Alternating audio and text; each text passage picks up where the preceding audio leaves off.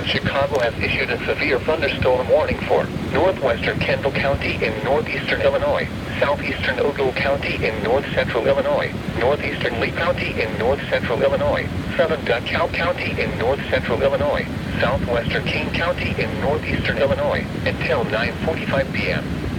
At 8:54 p.m., a severe thunderstorm was located near Malta, or near Shibona, moving east at 40 miles per hour. Hazard, 60 miles per hour with gusts and quarter-size hail. Source, radar indicated. Impact, hail damage to vehicles is expected. Expect wind damage to roofs, siding, and trees.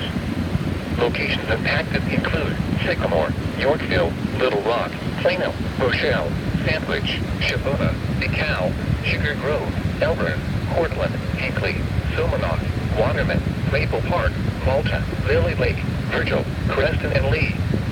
For your protection, move to an interior room on the lowest floor of a building.